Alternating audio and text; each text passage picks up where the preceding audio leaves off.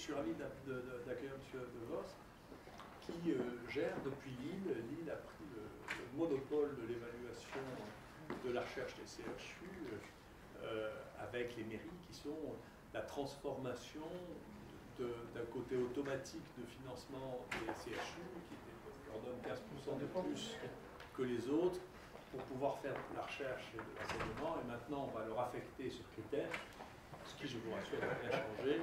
C'est-à-dire qu'ils font toujours ceux qui peuvent de l'argent, pas du tout orientés sur les critères en question, qui auraient dû l'être. C'est le grand regret de Claude Guesselli, c'est de ne pas l'avoir rendu non fongible, et de l'avoir réellement amené à être utilisé comme ça. Mais les gens qui ont créé les critères là, et je dis souvent, je pense, ce sont les critères les plus aboutis, aucun critère n'est parfait d'évaluation scientifique, c'est les critères qui ont été faits à Lille, en particulier par De Vos, parce qu'ils tiennent compte du niveau du journal dans la spécialité donnée. En fonction des spécialités, les journaux n'ont pas tous le même niveau. Nous, en microbiologie, il y a 20 ans, on était très mal placés, maintenant on est très bien placés. Donc si vous comptez l'impact factor de la microbiologie est très haut maintenant, il était bas il y a 20 ans, parce que ce n'était pas une science à la mode. Donc ça dépend de la taille du champ, du nombre de gens qui citent. Donc lui a évalué ça par champ scientifique. Il l'a mis en 5 catégories plutôt que de mettre juge d'impact, parce que 5.1, c'est pas mieux que 4.9, c'est pas significatif. Et ensuite, en tenant compte de la place des auteurs. Alors au début, ils avaient fait une erreur, c'est qu'ils n'avaient pas compté le dernier auteur. Ils donnaient pratiquement pas de points au dernier auteur, ce qui fait que les derniers auteurs de ce pays n'en avaient pas résultat. Et donc, les derniers auteurs de ce pays ont rattrapé des points. Donc, ça donne une vision qui est assez lucide et qui plus est, comme on l'a tous les ans, qui permet de voir l'évolution des choses avec des critères qui sont relativement stables dans un monde mouvant, bien sûr. Mais, et donc, ça rend beaucoup de service. Et nous, je suis un des grands défenseurs régulièrement de cette analyse.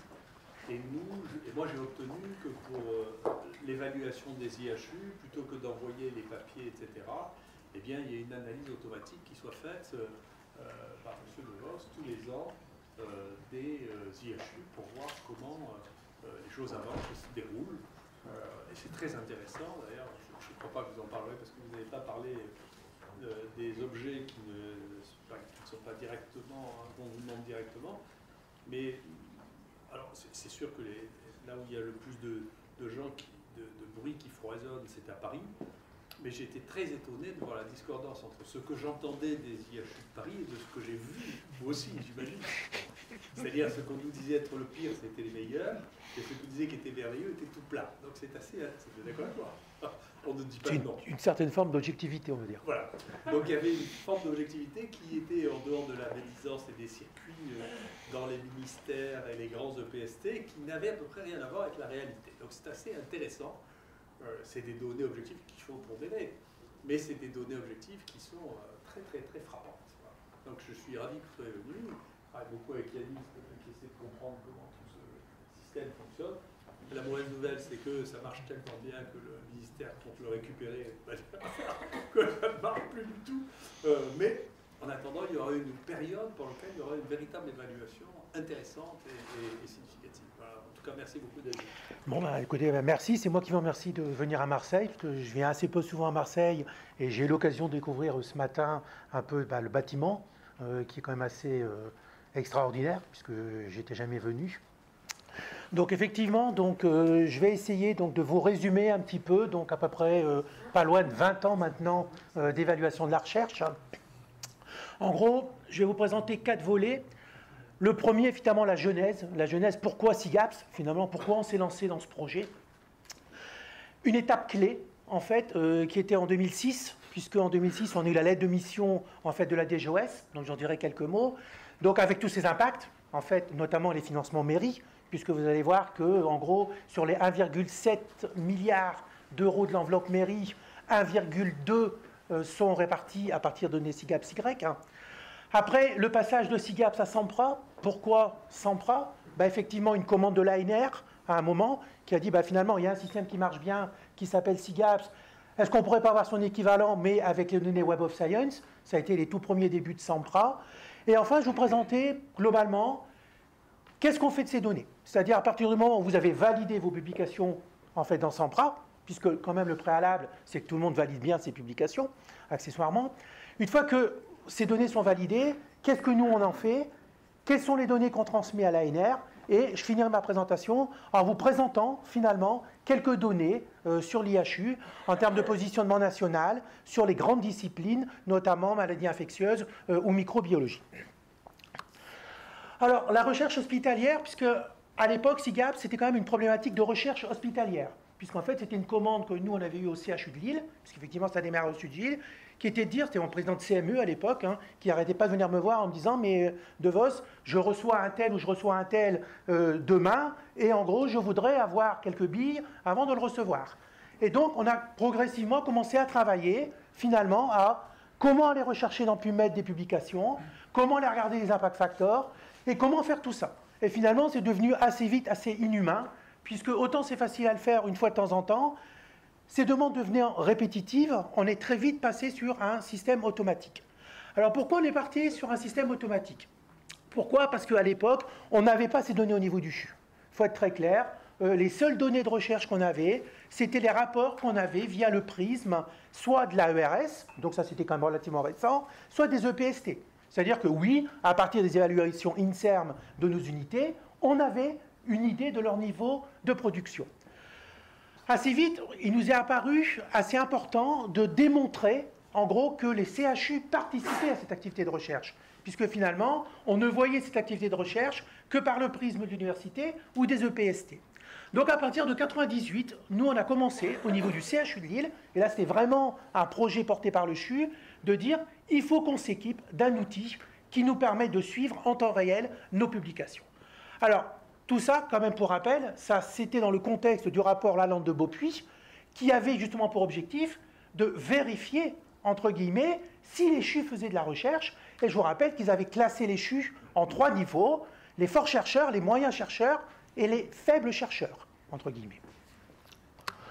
Alors, pourquoi on est parti sur le recensement des publications scientifiques? Pourquoi? Parce que déjà, c'est objectif. Voilà, il n'y a rien de plus objectif qu'une publication scientifique. La publication, elle est écrite, elle est soumise, elle est acceptée. À partir du moment où elle est acceptée, c'est facile à suivre.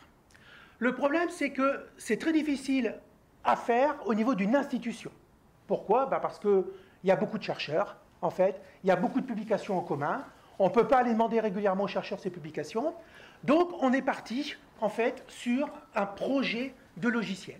Donc ça, c'était en novembre 2001, concept donc de SIGAPS, système d'interrogation, gestion, analyse des publications scientifiques. Après, les choses sont allées très très vite.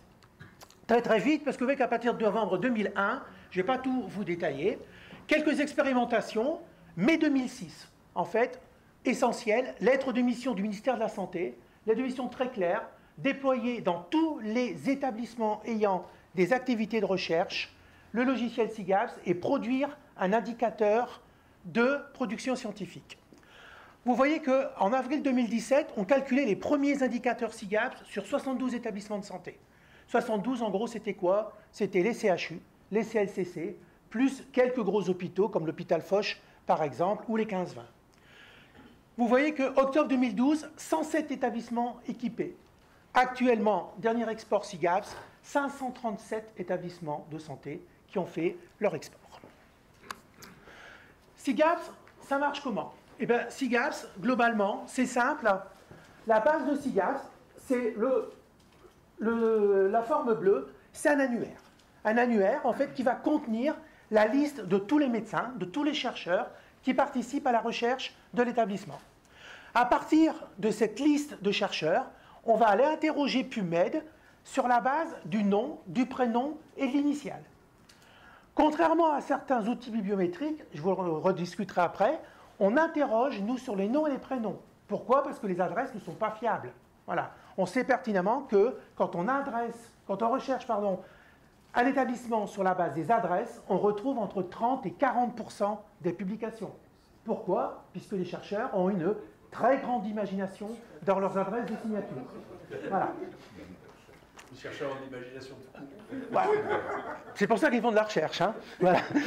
Donc, à partir du moment où on est allé interroger cette base, on a des mécanismes de validation. Une fois que les publications sont validées par les chercheurs, elles sont classées, comme le disait Didier Raoult juste avant, en fait, sur une classification ABCDE, dont je vous redétaillerai juste après comment elle fonctionne. Ensuite, les chercheurs, en fait, sont répartis et structurés sous forme d'un annuaire.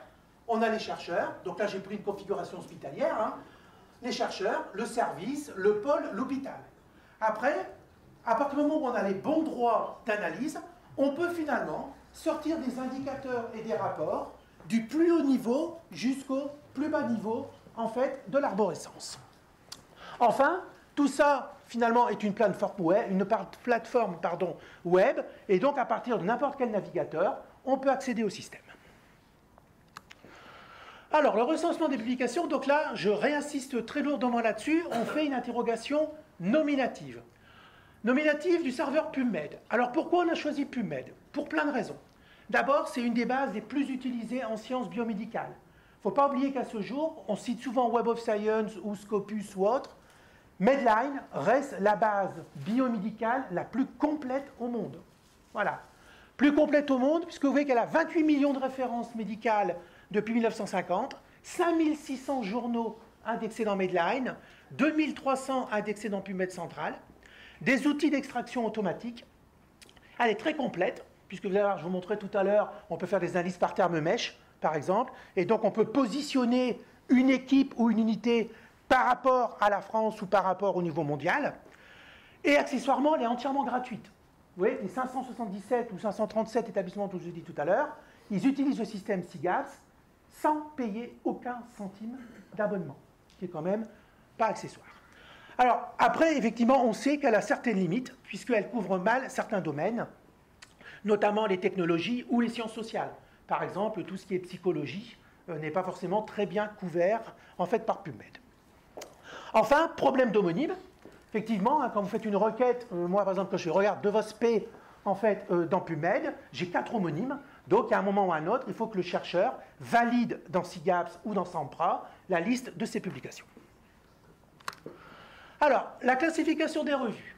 Donc, à l'origine du système, donc là, c'était en 98-99, hein, quand on a commencé à réfléchir, on s'est dit, bon, première étape, on va aller rechercher de manière exhaustive dans PubMed toutes les publications.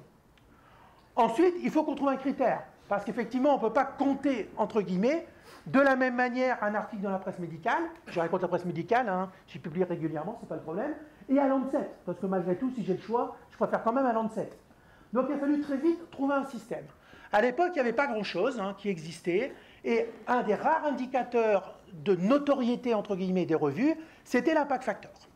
Le problème de l'impact factor, c'est qu'il varie énormément d'une discipline à l'autre. Et donc, comme par définition, le CHU, c'est plurithématique, en fait, je n'aurais pas fait des copains chez les pédiatres, par exemple, hein, si j'avais utilisé l'impact factor brut. Donc, l'idée qu'on a eue, c'était de dire, bah, finalement, comme les journaux sont plus ou moins rattachés à des grandes catégories dans Web of Science, on va finalement aller diviser chaque catégorie Web of Science en 5 classes différentes. On va considérer que les revues A, c'est les 10% des impact factors les plus élevés, les 15% suivants, c'est le B, et ensuite 25% C, 25% D et 25% E. Voilà. Et donc l'avantage de cette classification, c'était que à partir du moment où vous publiez dans une des meilleures revues de votre discipline, globalement, votre article, il est classé A, même si l'impact factor, il n'est pas particulièrement élevé. Voilà. Donc là, je vous ai sorti le tableau, voilà, bizarrement, sur les revues Infectious Disease et Microbiologie. Et donc ça, dans SIGAPS, vous pouvez à tout moment aller rechercher discipline par discipline la liste de toutes les revues. Et là, vous voyez que dans SIGAPS, vous avez des tableaux de ce type avec les impact factors et les catégories sur les 5 dernières années. Et là, sur les 2 disciplines, en fait, que j'ai sélectionnées. Voilà. Donc ça, c'est intéressant à savoir, puisque quand on a un doute, parfois sur 2 revues, laquelle je vais choisir, avant soumission, vous pouvez avoir accès à ce type d'informations dans SIGAPS.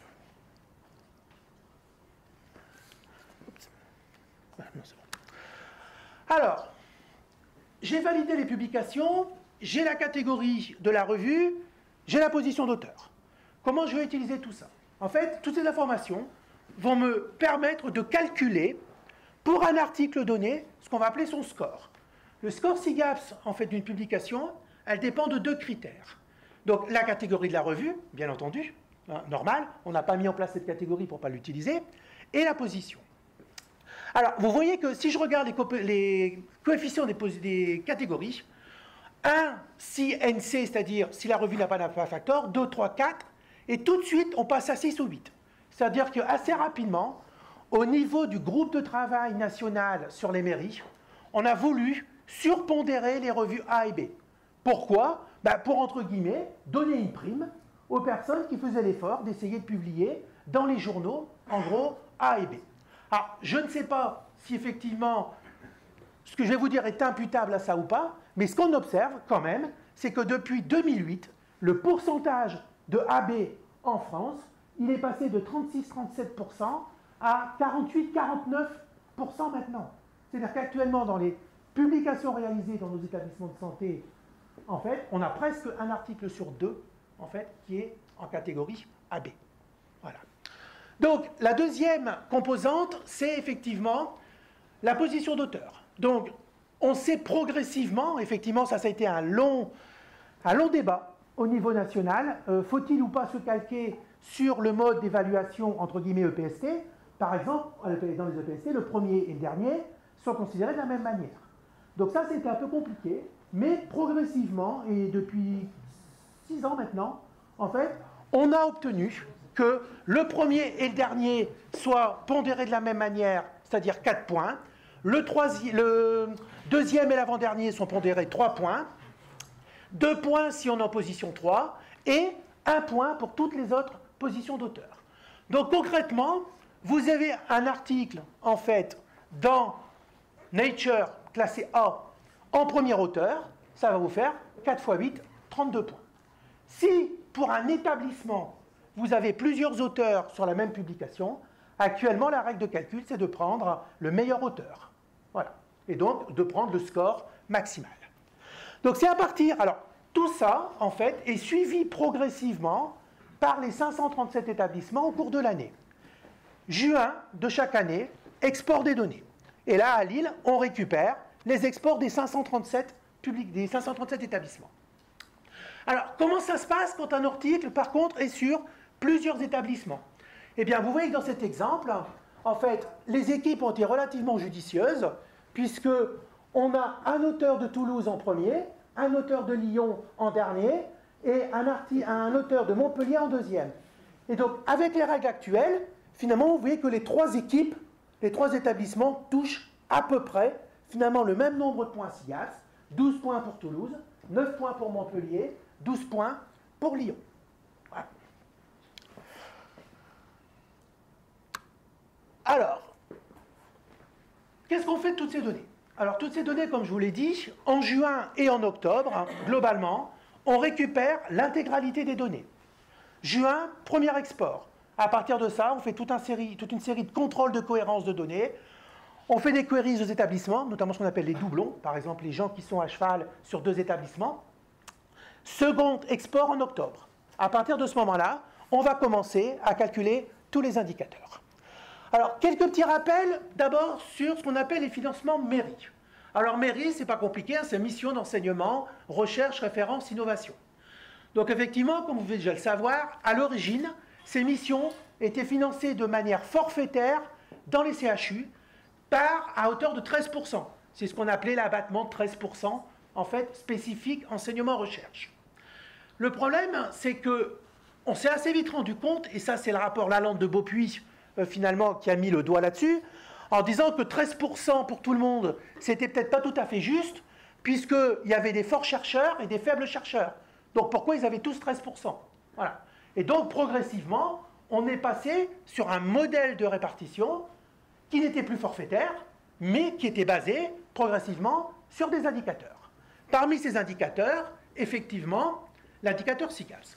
Alors, les choses se sont un petit peu plus compliquées, puisque au départ, dans le modèle mairie, il y avait globalement plusieurs compartiments, mais il y avait ce qu'on appelait le socle fixe et la part modulable. Socle fixe, c'était extrêmement avantageux. Pourquoi? Parce que c'était réservé qu'aux établissements qui avaient une convention HU. Donc globalement, grosso modo, les CHU, les CLCC. Voilà. Le problème, c'est que ce socle fixe, il a été progressivement transféré vers ce qu'on appelait la part modulable. Et en 2016, il n'y avait plus de socle fixe pour personne, et tous les établissements, finalement, allaient se financer dans la partie socle part modulable. Et donc, finalement, la part qui nous était un peu réservée en tant que CHU sur le socle fixe a disparu. Donc, là, vous allez voir, ça a des impacts assez importants. Donc, transfert progressif est ouvert à tous les établissements. Puisque, comme vous le voyez, au départ, je vous ai dit, on était 72 établissements. Actuellement, on est 537. Or, l'enveloppe de la part modulable, qui s'appelle maintenant dotation socle, pour être sûr que tout le monde suit bien, en fait, elle n'a pas bougé. Elle est toujours de 1,57 milliard. Or, on était 72 pour le gâteau il y a 10 ans. On est 537 maintenant. Voilà. Ça change un peu les choses. Alors, voilà donc quelques chiffres très précisément. Actuellement, la dotation socle, donc ex-part modulable, c'est 1,57 milliard d'euros en 2018, mais c'était pareil en 2017 et ça sera pareil en 2019, vraisemblablement. Basé sur une logique de résultat. Donc vous voyez que globalement, publication, c'est 60% de l'enveloppe, enseignement, c'est 25%, et recherche clinique, c'est 15%. Juste pour vous donner un ordre de grandeur, vous voyez que les scores SIGAPS, en gros, qui sont utilisés pour les répartitions, c'est presque 1 milliard d'euros. Voilà, 943 millions d'euros. Si je rajoute la partie SIGREC, en fait, vous voyez que SIGAPS plus SIGREC pour les hôpitaux, c'est pratiquement 1,2 milliard d'euros au total. C'est plus que l'INSERM, non? Oui, oui, c'est plus que le budget de l'INSERM. Bah, c'est pour ça que l'INSERM s'intéresse beaucoup aux médias.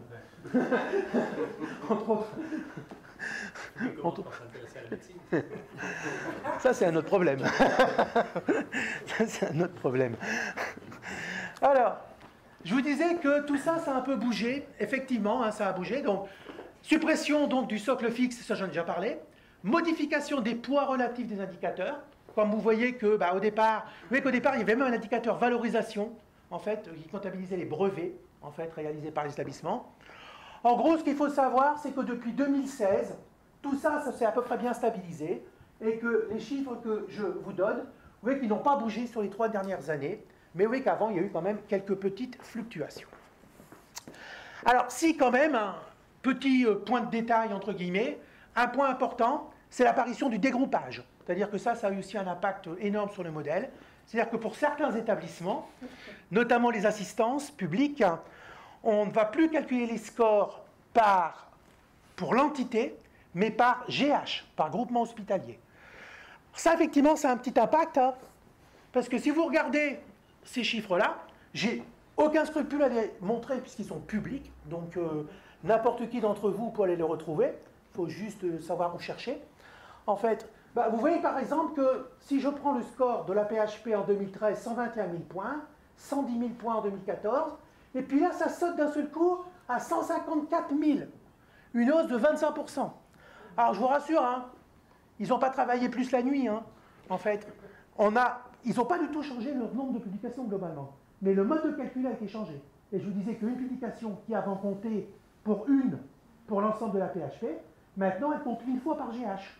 Et donc, finalement, s'il y a une publication où il y a 12 chercheurs, en fait, chacun dans un GH différent, elle compte 12 fois. Voilà. Donc ça a permis comme accessoirement d'augmenter de 25% le score de la PHP.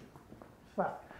Et comme l'enveloppe, elle est fermée, eh bien, forcément, tout ce qu'a eu en plus la PHP, c'est ce que les autres ont eu en moins. Voilà. Donc, forcément. Alors, donc ça, je vous ai montré un peu tout ce qu'on pouvait faire en termes de financement avec les données SIGAPS. Là, je vais juste vous montrer quelques exemples pour vous dire que cette base nationale, hein, qui contient maintenant plus de 400 000 publications, donc on a toutes les données réalisées, toutes les données de publication réalisées depuis le 1er janvier 2000 par les 537 établissements. Ça fait une base de données, on a à peu près plus de 400 000 publications, en fait, donc validées par les chercheurs. Qu'est-ce qu'on peut faire de tout ça? Ben déjà, premier exemple, hein, donc je travaille beaucoup avec l'ancien responsable du plan Alzheimer en France, et plusieurs fois on s'est posé la question, mais finalement, est-ce que la production en Alzheimer a augmenté après les différents plans successifs? Eh bien, quand on regarde ce qui se passe à partir de 2012, on était assez content. Encore une fois, c'est difficile de prouver l'imputabilité, mais ce qu'on a observé quand même, c'est que le nombre de publications continue à croître, et même en 2017, ce nombre de publications a encore continué à augmenter. Et là, ce qu'on voit, c'est que c'est surtout sur les catégories A, B, C, globalement, que cette augmentation, elle est réalisée. Donc, oui, a priori, il y a une augmentation à la fois quantitative et qualitative. Deuxième exemple, en gros, ça c'était une commande qui avait été faite en fait par l'Express, qui nous avait demandé un classement des établissements sur l'AVC. Donc tout à l'heure, je vous disais que PubMed avait un énorme intérêt, c'était d'avoir les termes mèches. Eh bien, à partir du moment où on sait traduire AVC, en gros, en langage mèche, on est capable d'aller regarder, finalement, qui produit de l'AVC en France. Troisième exemple, c'est l'unification des adresses. Je vous parlais tout à l'heure en disant, vous savez, les chercheurs ont beaucoup d'imagination dans leurs adresses de signature. En fait, on a tellement d'imagination qu'on n'est pas visible. Donc, au niveau du CNCR, donc une institution qui regroupe tous les CHU, on a dit, on va utiliser ces données SIGAPS, et CHU par CHU, on a extrait toutes les données de SIGAPS, on les a transférées dans Web of Science, et on a identifié toutes les adresses en fait, utilisées par les chercheurs. Et à partir de ça, on a réinjecté dans Web of Science, donc on a travaillé avec Clarivate Analytics, qui a regroupé toutes les variantes de Marseille, toutes les variantes de Lille, sous un seul nom unique. À partir de ça, on a pu faire un certain nombre d'analyses, y compris un rapport, en gros, qui a montré, finalement, quelle était la production réelle des CHU dans l'écosystème de la recherche en France. Là, je vais vous montrer que 3 petites diapos. En fait, le rapport, il est public. Hein, vous irez voir sur cncr.fr si ça vous intéresse. Il y a plein de données très rigolotes. Où là, par exemple, on peut aller voir quelle est la production, en fait, des CHU en rouge, la production de l'INSERM en vert et le nombre d'articles co-signés CHU-INSERM. Voilà. Donc ça nous a quand même assez intéressés. Puis ça a permis aussi de tordre le cou à un certain nombre d'idées reçues. Parce que dans la rue, vous demandez à quelqu'un qui fait de la recherche en France, vous inquiétez pas, ils ne citeront pas Lille, ils ne citeront pas Paul Mitte, ils vont citer l'INSERM. Voilà. Donc là au moins, ça a eu le mérite de dire, regardez quelles sont les productions respectives de chacune des institutions. Ça, on a pu le faire uniquement parce qu'on avait consolidé toutes les adresses dans Web of Science.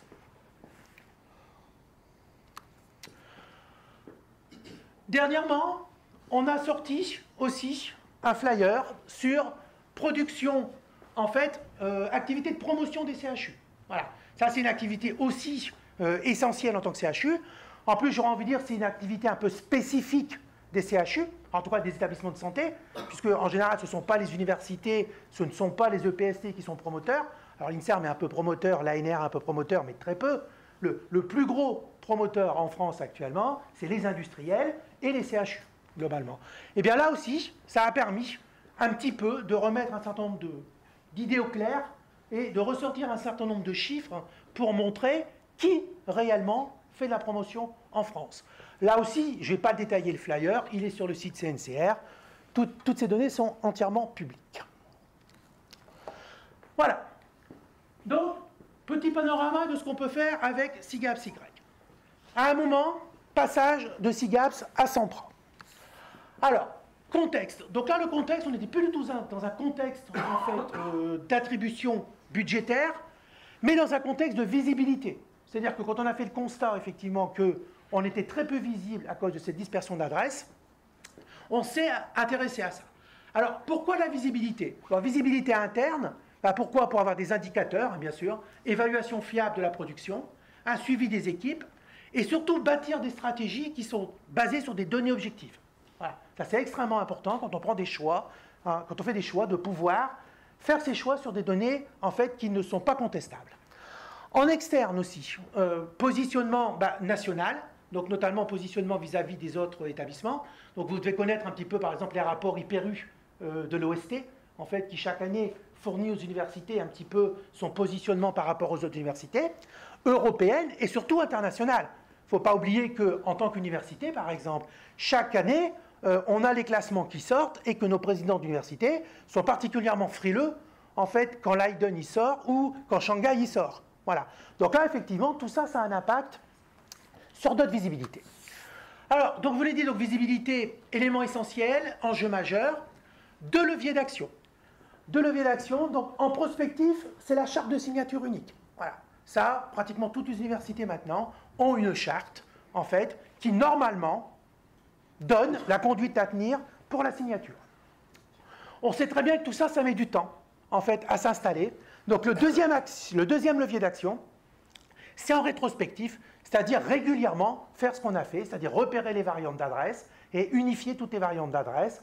L'objectif étant qu'à terme, tout le monde signe avec la bonne variante. Alors, quel est le rôle de Sempra dans tout ça? Alors, Sempra, finalement, comme vous allez le voir, c'est un outil qui est assez similaire de SIGAPS, en fait, puisque son objectif, c'est de recenser les publications, de produire des analyses. L'intérêt majeur de Sempra, en plus, c'est d'accroître la visibilité. C'est-à-dire que dans Sempra, on va directement aller rechercher les adresses et les variantes d'adresses, et on va comme ça pouvoir transmettre beaucoup plus rapidement à Clarivate Analytics la liste, finalement, des adresses qui ne sont pas correctement unifiées. Alors, en termes de base de données, globalement, Sempra utilise, en plus de PubMed, deux bases de données supplémentaires. Une base pluridisciplinaire qui s'appelle Web of Science, que vous connaissez certainement d'ailleurs. Donc ça permet de couvrir des disciplines qui ne sont pas dans PubMed.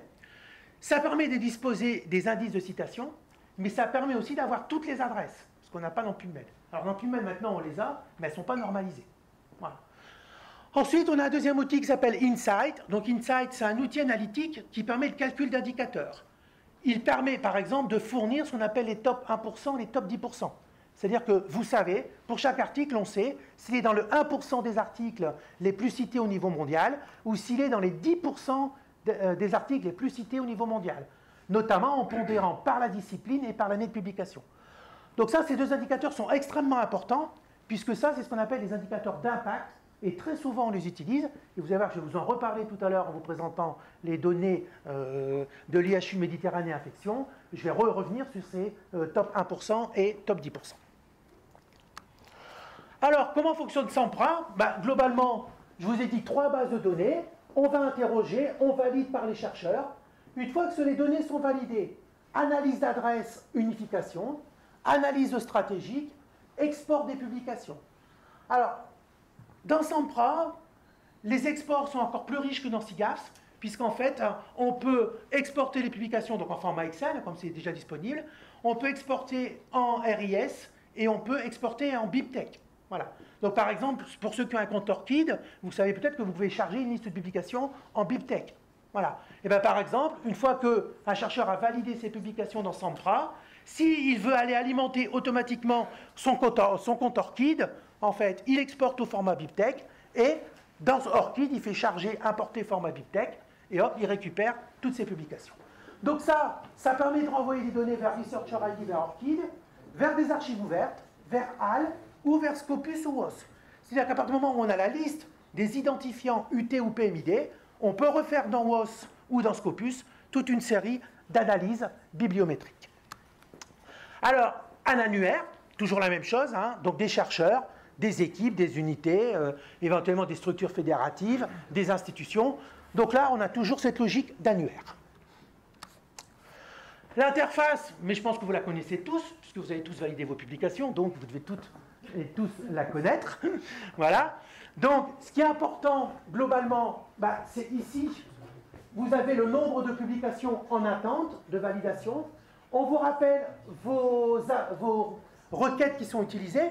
Donc là, on interroge sur Corto Antoine et Corto A.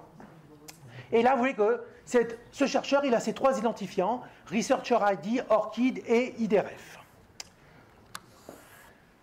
vous avez l'interface de validation donc, qui permet de valider par bloc. Très important. Donc, pour ceux qui sont aussi dans SIGAPS, vous avez la possibilité d'exporter vos publications de SIGAPS et de les réimporter dans Sempra. C'est-à-dire qu'une fois que vous avez fait vos validations dans SIGAPS, tout en haut, dans le menu, en gros, Mon compte, si vous allez dans ce petit menu-là, à la fin, il est marqué « Export des validations ». Une fois que vous cliquez là-dessus, ça va vous créer un fichier XML, en fait, que vous pouvez télécharger sur votre disque dur, avec toutes les validations que vous avez faites de toutes vos publications dans SIGAPS. Eh bien, une fois que vous avez ce fichier-là, vous pouvez ici cliquer sur « Importer votre fichier de validation », parcourir, et là, si vous allez charger ce fichier XML, il va vous précocher, en fait, ah oui, toutes vos publications. Il suffit de cliquer sur « Valider » et toute la partie PubMed, en fait, que vous avez fait dans SIGAPS, elle est validée automatiquement dans Sempra. Les seules choses qui vous resteront potentiellement à valider, c'est les publications qui sont dans Web of Science et qui ne sont pas dans PubMed, bien entendu. Mais toute la partie PubMed, vous pouvez la récupérer, en fait, avec cette petite fonctionnalité. Et enfin, effectivement, comme je vous disais, une fois que vous avez validé vos données et que vous avez votre rapport Sempra avec toutes vos données, vous pouvez les exporter, en fait, vers un certain nombre d'outils qui vous permettent d'aller un peu plus loin. Alors, pour conclure un petit peu cette présentation, comment toutes ces données, en fait, que vous validez dans Sempra sont utilisées pour l'évaluation des IHU? Alors, en fait, l'évaluation des IHU se fait toujours selon un processus en 5 étapes. La première, c'est constitution, mise à jour des annuaires. C'est-à-dire que c'est ce qu'est en train de faire actuellement les 2 personnes référentes Sempra à Marseille, mais comme les autres IHU en France. C'est-à-dire qu'elles vont mettre à jour l'annuaire en indiquant les personnes qui ont rejoint l'IHU, les personnes qui ont quitté l'IHU, pour actualiser, en fait, les personnes présentes. Ensuite, on va régulièrement charger les données dans Web of Science et PubMed. Donc là, importance des requêtes. Voilà, c'est-à-dire qu'à un moment, il faut vérifier que vous, en tant que chercheur, toutes vos publications sont bien référencées. Il suffit juste par moment d'avoir publié sous un nom marital et un nom de jeune fille pour ne pas avoir le compte. Ça se gère très bien. Encore faut-il que le référent Sempra soit au courant. Ensuite, validation des données. Ça, c'est extrêmement important, puisque c'est cette phase-là qui va garantir la qualité des indicateurs produits. Voilà. Donc nous, effectivement, si on calcule les indicateurs sur la moitié de vos publications, eh bien, on verra que la moitié. Voilà. Donc ça, c'est quelque chose qu'il faut vraiment prendre en compte. Ensuite, très clairement, qu'est-ce qu'on fait? On met à jour un certain nombre de données, donc notamment les percentiles, et on calcule les indicateurs. Alors, les informations produites. Donc chaque chercheur, en fait, de chaque IHU a accès à ces données.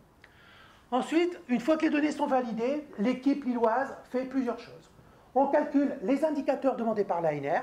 Donc ça, je vous montrerai les petits tableaux que nous demande l'ANR. On calcule des données Sempra consolidées et on calcule des données Insight consolidées. Avec toujours un même objectif de comparer la structure analysée selon 2 axes. Un axe temporel, donc en travaillant systématiquement sur 2 périodes, puisque sinon, si on n'a qu'une seule période, c'est difficile de voir l'évolution, et aussi de faire des comparaisons géographiques, en fait, c'est-à-dire de comparer la structure analysée par rapport à la France. Parce qu'effectivement, comme j'ai dit tout à l'heure, si vous avez augmenté de 10% votre A sur les 2 périodes, mais que globalement en France, ça a augmenté de 30%, voilà. Donc, toujours cette notion d'avoir des données comparatives. Voilà, donc IHU Méditerranée Infection, actuellement c'est quoi? C'est 312 chercheurs enregistrés sur le site, c'est 32 unités ou équipes de recherche, c'est 6500 et quelques articles sur la période 2008-2017, et par contre en 2018, c'est un fort taux de VE, mais peu de VM. Ça veut dire quoi? Ça veut dire beaucoup de données validées par les administrateurs en fait, du site, mais globalement assez peu de publications validées par les chercheurs eux-mêmes, puisque vous voyez qu'actuellement, on n'a que 7% de VM au niveau du site. Voilà. Alors, effectivement, on en a 27% de VE. Donc là, effectivement, il y a encore, entre guillemets, un peu de travail sur les validations avant le calcul des indicateurs. Alors, donc, je n'ai bien entendu pas pris en compte les données 2018, parce qu'elles sont encore effectivement incomplètes. Voilà globalement le bilan d'activité. Donc, effectivement, ce qu'on voit, c'est une augmentation progressive du nombre de publications.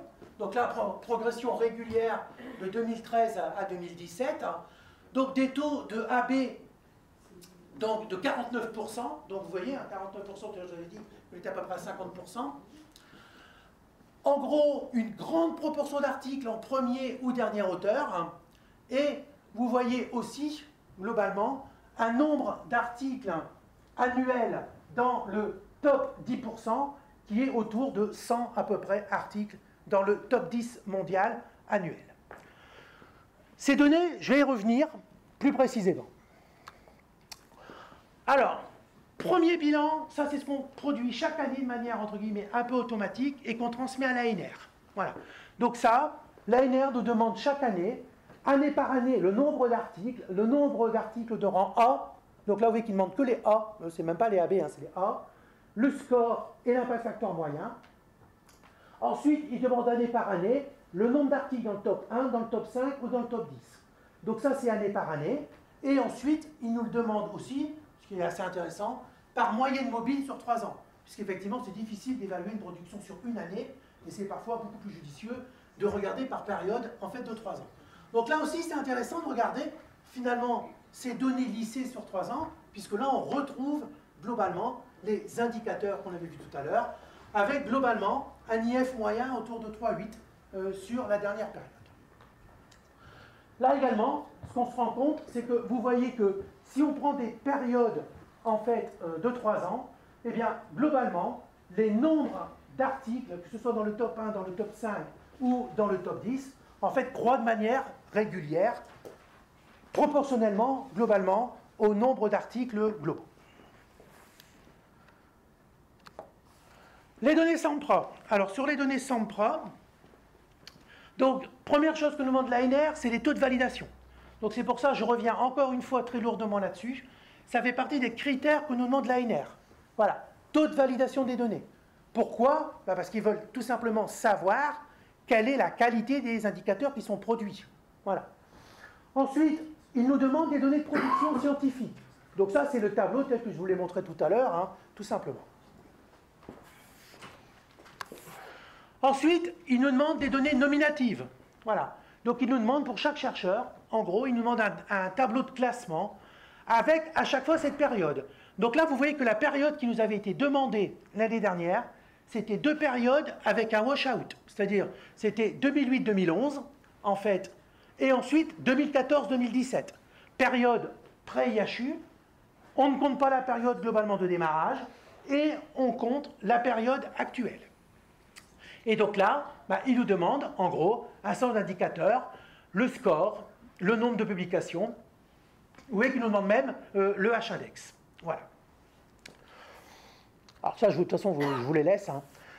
Alors, ce qui est très intéressant, en tout cas la partie que moi je trouve la plus intéressante, c'est la partie que je vais vous présenter maintenant, puisque c'est la partie en fait qu'on fait dans Insight, et qui permet finalement d'avoir un benchmarking par rapport aux données nationales. Voilà. Parce que c'est toujours intéressant d'avoir ses propres données, mais c'est encore mieux quand on peut se comparer par rapport à la France entière. Donc là, on va aller regarder sur les 10 principales disciplines un certain nombre d'indicateurs. Donc déjà, premier élément marquant, c'est que on voit que si on regarde les 10 dernières années, finalement, les 2 champs Web of Science sur lesquels l'IHU s'est particulièrement positionné, c'est Infectious Disease et microbiologie. Voilà. Alors effectivement, vous, je pense que ce n'est pas surprenant pour vous, mais là, on voit clairement, en fait, l'augmentation sur ces 2 champs-là. Voilà. Là, on voit aussi, assez récemment, en 2017, en gros, une augmentation assez nette en immunologie. Là, par contre, on n'a pas assez de recul. Ça permettra, par exemple, de voir en 2018, est-ce que l'immunologie s'est positionnée aussi à ce niveau-là. Ensuite, on peut aller regarder globalement ces données d'évolution par rapport aux données françaises. Voilà. Et donc, aller dire, finalement, si on regarde Infectious Disease, l'IHU a énormément progressé sur cette partie-là, alors que globalement, en France, ça n'a pas augmenté. Ça a même plutôt tendance à légèrement baisser, en fait, au cours du temps. Voilà. Donc ça permet de voir que finalement, la France baisse légèrement là-dessus. Par contre, l'IHU, globalement, augmente de manière extrêmement intéressante. Même chose, quand vous regardez, en fait, microbiologie, microbiologie, on a une légère augmentation au niveau national, mais qui n'a rien à voir avec l'augmentation observée au niveau de l'IHU. Ensuite, on peut aller regarder plus en détail ces indicateurs en regardant, finalement, pour IHU Méditerranée, Infectious Disease, vous voyez 356 publications, 565 sur la deuxième période, ça fait une augmentation de 58,7%. Si on regarde au niveau national, l'augmentation est de 19%. Donc vous voyez qu'effectivement, l'augmentation observée, c'est quasiment 3 fois l'augmentation observée au niveau national sur le champ Infectious Disease. Après, on peut aussi aller regarder en termes de top 1. Et ça, c'est extrêmement intéressant, puisque vous voyez que le pourcentage d'articles, en fait, classés dans le top 1% mondial, au niveau français, il est passé de 2,1 à 2,8. Voilà. Au niveau de l'IHU, il est passé de 2 à 4,2. Voilà. Donc là, aussi, des éléments qui permettent de comparer finalement l'évolution observée ici par rapport à l'évolution nationale. Ça, c'est encore plus parlant sous forme de graphique. Parce que là, sous forme de graphique, vous voyez très clairement ici les top 1 sur... Alors, vous voyez sur All Discipline, globalement sur l'IHU, le nombre de top 1 a légèrement augmenté entre les deux périodes, mais vous voyez qu'il a énormément progressé, en fait, dans certains champs, il a baissé, en fait, dans certains autres, et ces hausses et ces baisses, on peut également toujours les interpréter par rapport au contexte national. Et donc de dire, bah oui, mais voilà, en infectious disease, moi je suis passé de 2 à 4, et là, vous voyez, ils sont passés de 2 à 2,8 globalement. Donc là, très clairement, beaucoup de disciplines sur lesquelles ça a plutôt augmenté. Par contre, microbiologie, a priori, ça a plutôt baissé. Donc là, je ne connais pas suffisamment le contexte, en fait, et j'avoue que je n'ai pas vraiment eu le temps non plus d'aller creuser, mais a priori, le pourcentage, en gros, de top 1, il a baissé en microbiologie, alors qu'il a augmenté en infectious disease, il a augmenté en parasitologie, et il a augmenté en tropical médecine. Donc il y a beaucoup de champs, en fait, disciplinaires sur lesquels il a augmenté, mais a priori, il a plutôt baissé sur microbiologie. Si vous revenez sur la diapo d'avant, vous allez comprendre pourquoi. Hop. Le nombre. Oui. Oui, une augmentation énorme. Il a doublé. Oui. Et parce qu'on a publié toute une série de nouvelles espèces dans des journaux à très faible impact. Parce qu'il faut Voilà, donc c'est ça. Donc c'est ça en fait qui... Voilà, c'est ça qui est intéressant. C'est-à-dire après, effectivement, donc moi ça, finalement je ne connaissais pas le contexte pour l'expliquer. Par contre, c'est intéressant après, effectivement, d'être capable de mettre une explication derrière ces chiffres. Hop, alors ça je vais vous les montrer. Après, bien sûr, on peut aller regarder les collaborations internationales. Donc ça, c'est directement une copie d'écran de Insight. Donc là, ça permet de voir finalement quelles sont les collaborations qui sont extrêmement fructueuses en termes de top 1 et de top 10. Par exemple, vous voyez que les articles réalisés que les États-Unis, il y en a 800 au total, mais finalement, ils ont un ICN à 3,21. Ça veut dire qu'ils sont en moyenne 3 fois plus cités que les articles dans cette spécialité-là, en fait, avec un top 1 à presque 11%. Voilà. Donc ça, c'est effectivement des collaborations qui donnent des papiers à très très haut impact. Enfin, on peut sortir aussi de temps en temps des chiffres, c'est-à-dire qu'on peut sortir des indicateurs. On a aussi des moyens de représentation graphique. Donc là, j'ai pris tout simplement les données SAMPRA des 5 dernières années, en fait, et je les ai intégrées dans un outil qui s'appelle VozViewer, qui permet finalement de regarder toutes les collaborations internes et de faire des clusters. Voilà. Alors moi, après, pour chaque cluster, j'ai essayé de mettre finalement des mots-clés derrière. Et là, c'est assez intéressant, puisque finalement, même sans trop connaître la structuration interne et les thématiques de recherche de l'IHU, on arrive assez vite, finalement, à dire, il y a telle thématique qui est portée en gros par tel groupe, il y a telle thématique qui est portée par tel groupe. Voilà. Je ne me hasarderai pas à aller très loin dans l'interprétation, mais, alors, en tout cas pas à Marseille. Je fais le même genre d'exercice à Lille. Là, je suis beaucoup plus à l'aise, je vous rassure. En fait, parce que je connais beaucoup mieux le contexte lillois, bien entendu. Voilà. Mais c'est pour vous dire qu'on peut aussi sortir des outils un peu classiques et faire ce type de représentation. On l'a beaucoup utilisé, nous, ce type de représentation, pour les configurations HCRS. Voilà. Donc, pour nos bilans HCRS, on a beaucoup utilisé ce type de choses. Voilà, j'ai beaucoup parlé. Donc maintenant, à vous, si vous avez des questions.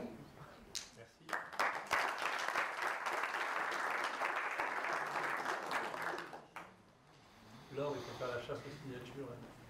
Vous avez commencé déjà ou pas encore? Hein?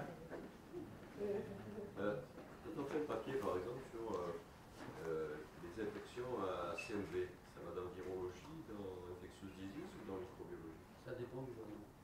En fait, il faut regarder le journal dans lequel c'est publié. Ça dépend de où ils sont indexés. Voilà.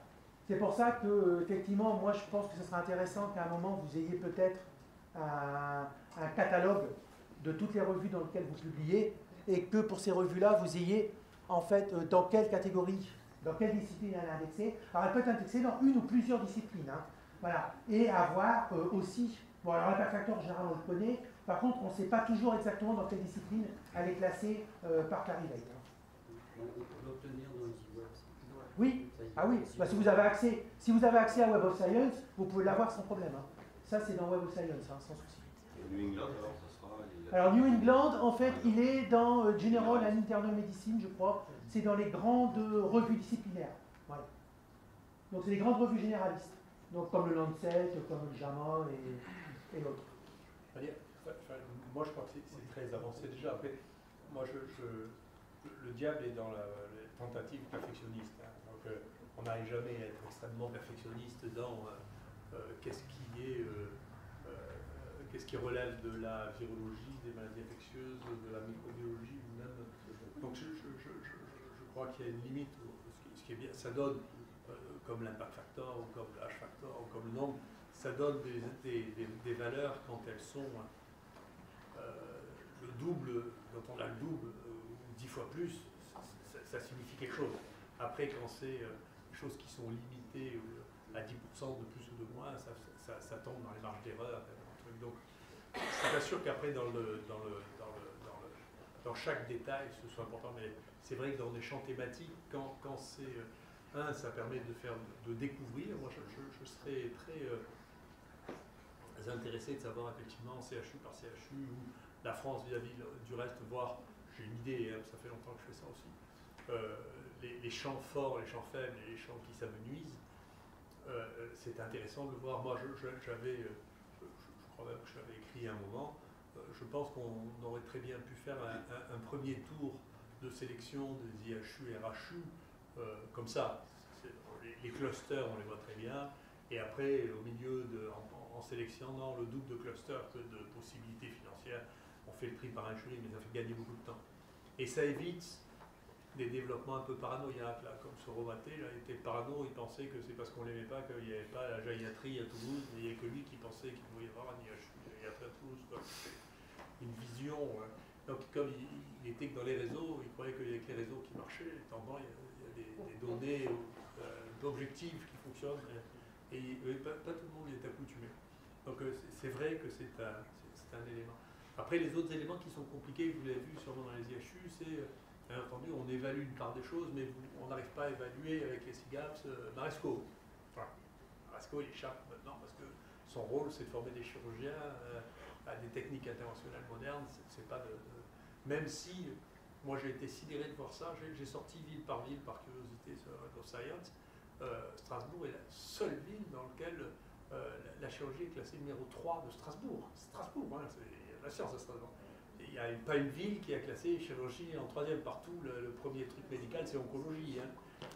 Donc c'est assez intéressant. Donc ça sort quand même, il y a une manière de le sentir quand même.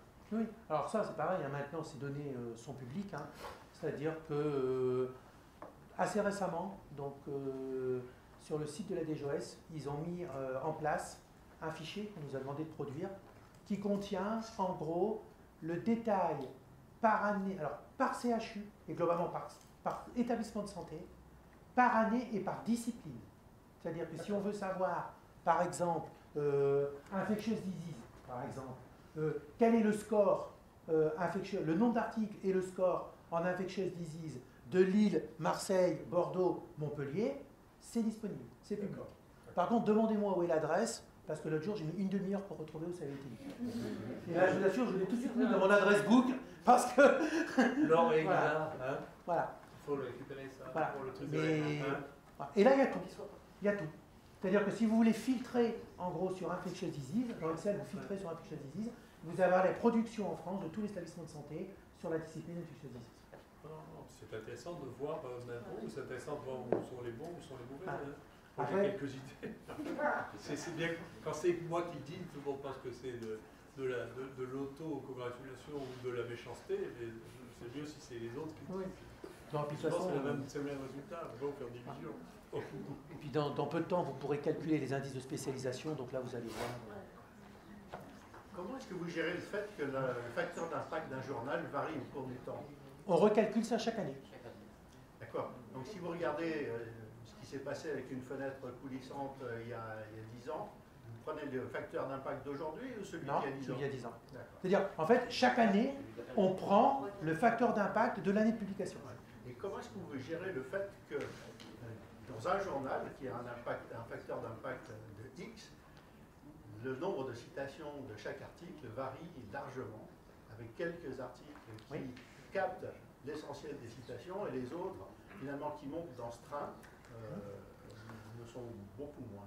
Et bien ça, on le gère en fait avec les indices d'impact, c'est-à-dire l'indice de citation normalisé, le top 1% et le top 10%.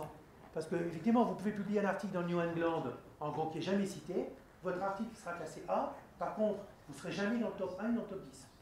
Et inversement, vous pouvez très bien, voilà, vous pouvez très bien publier un article dans une revue C, par exemple, qui est très cité. Et bien là, lui, vous pouvez potentiellement le retrouver dans les top 1 ou les top 10. C'est pour ça qu'en fait, il faut regarder simultanément les différents indicateurs, y compris les indices d'impact. Dans votre répartition 75-25, 25 pour les étudiants, c'est arbitraire? Comment Non, ça c'est sur le nombre d'études, pardon. Non, non, ah bah ça, c'est pas du tout. Ça, en fait, c'est une réflexion un petit peu historique, en fait, de la DGOS, hein, où au début aussi, il faut être clair, il fallait trouver un équilibre entre les différentes conférences, et notamment la conférence des doyens, qui tenait à ce que, en gros, pour être très clair, le financement des étudiants, ce ne soit pas, en gros, l'élément pauvre, en fait. Et au départ, si vous regardez bien, il était à 33, et en gros, ils ont réussi à négocier jusqu'à 25, en fait, et après, voilà, il n'y a plus de négociation. Donc ça, c'est une négociation historique. Hein. C'est sur le TP du 31-12 de chaque année sur les établissements de santé. Alors, c'était une des raisons pour lesquelles je m'étais fait foutre dehors de cette commission. En dehors de la recherche, c'est que j'avais dit, et je le maintiens, hein, malheureusement j'avais mis ça dans mon programme de contractualisation de mon université, mais mes successeurs l'ont fait sauter. Je souhaitais que le financement des étudiants ne soit donné qu'à condition qu'il y ait une évaluation par les étudiants de l'établissement dans lequel ils travaillent. Et à l'époque, et je continue à penser, il y a un retard, il y a des endroits dans lesquels les étudiants ont la prescription d'ordonnances automatisées, dans lesquels ils ont des bourses propres, dans lesquels ils n'en ont pas. Donc l'évaluation, moi je crois beaucoup à l'évaluation par les étudiants, l'évaluation, on n'a pas beaucoup ça en France, l'évaluation par les étudiants, au moment où je suis parti, on l'a viré. Je le regrette beaucoup parce que ça apporte beaucoup. Et je regrette qu'on ne le fasse pas et que dans tous les stages hospitaliers, dans tous les enseignements, on ne fasse pas une évaluation. Vous savez, aux États-Unis, depuis 30 ans, les étudiants choisissent en fonction de la manière dont les profs ont été évalués l'année précédente. Non, mais ça se fait dans certaines facs. Ah oui. Ah, et puis ça, c'est complètement du déclaratif. Mais moi, je peux dire, chez nous, ça se faisait en 90 et ça ne se fait plus maintenant. Je peux vous dire, ça se faisait en médecine, on évaluait tous les stages hospitaliers. Hein. Et donc, je pense que c'est une vraie erreur parce que, d'abord, on a des surprises dans les deux sens. Moi, je me rappelle, Jean-Louis, quand on faisait l'évaluation des enseignants, moi, j'ai été surpris, le type qui était plébiscité par les étudiants, on le prenait tous pour une grosse nouille. Il faisait, non mais c'est vrai, il faisait pas de recherche, il avait un service mineur 2, et les étudiants l'adoraient. Donc ça veut dire qu'il y avait une des facettes de son métier qui était extraordinairement appréciée. Et on ne le savait pas si les étudiants ne nous le disaient pas. Donc,